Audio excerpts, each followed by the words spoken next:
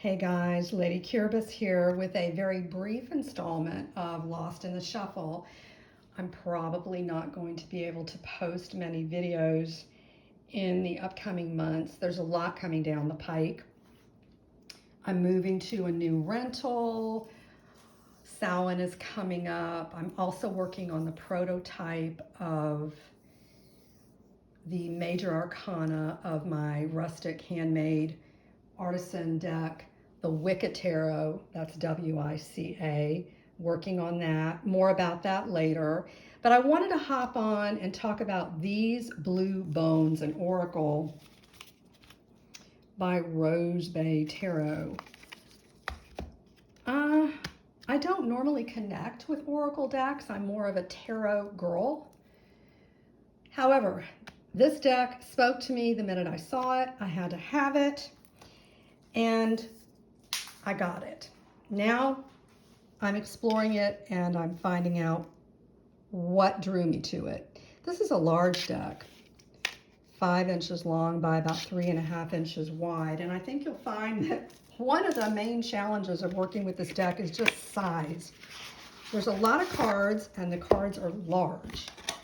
So mixing this deck may be a challenge if you're used to riffle shuffling, overhand shuffling. Neither of those is going to be very easy with this deck.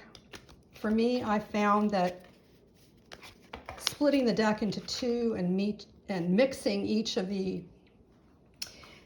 individual halves and then putting the deck back together again and proceeding to work with it, that seems to work well with me. So you may have to experiment a little bit with how you want to mix this deck. The cards are also a little bit slippery, so that doesn't help either. But the artistry is phenomenal. It's a photographic collage deck, again, by RoseBae Tarot. And one of the things that excited me about this deck when I saw it was that it made me want to get in a room with Vasily Kandinsky and explore this deck. It made me want to sit with Kandinsky and listen to these blue bones. And I'll tell you why. First of all, if you don't know a lot about Kandinsky, he's a Russian painter and art theorist, born in the late 1800s, I think about 1866, died in 1944, I think. Worked in the realms of expressionistic art and abstract art. Here are the card backs.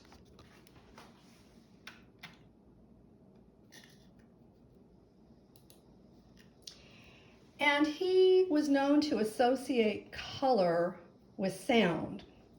And he had very definite ideas about the color blue, which really excited me when I saw this oracle deck. And I thought, you know, my fantasy oracle scenario would be to get with Kandinsky in a room, share a cup of tea, and listen to these blue bones.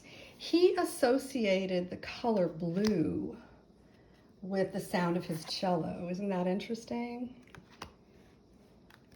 And he perceived it as a deep, solemn tone. And he believed that different colors corresponded to specific musical notes, creating a synesthetic experience with colors and sounds all intertwined together. And, you know, the collage format of this deck supports that theory, that view. So a little more about Kandinsky's perception of the color blue. He experienced a very unique form of synesthesia where he associated colors with specific sounds, and for him, the color blue was deeply connected to musical tones and to various musical tones. Light blue he associated with the sound of flutes. Sorry for a bit of ring light there.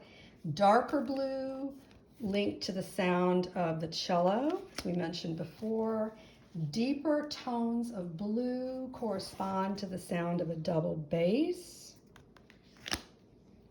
deeper, still, more solemn tones of blue related to the sound of a deep, deep organ, that reverb. And a little bit about emotional and spiritual connections. Kandinsky believed that colors could evoke emotional and spiritual responses. And he considered blue to be the most spiritual color, capable of awakening the highest aspirations in individuals. Speaking of high aspirations, there's a crown there. So the connection between blue and music allowed him to create what he called color symphonies, where visual, art, and auditory experience merge. And I think that's what we're seeing in the collage style of these Blue Bones Oracle, a merging of visual art with emotional and spiritual connections that come from these archetypal images, and then the varying tones of blue are playing into the emotionality and the spirituality of this deck.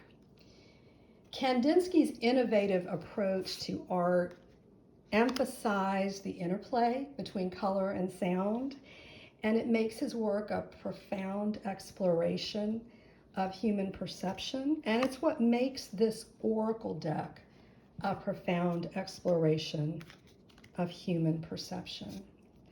And I hope this little chat has inspired you to stretch out of your comfort zone where it comes to choosing tarot and oracle decks to work with. You may surprise yourself and venture into some deep blue oceanic waters and learn something new about yourself, something new about tarot, something new about oracle. Thank you, RoseBae Tarot. Thank you, Vasily Kandinsky. And thank you guys for watching. Stay super cozy until I see you again next time.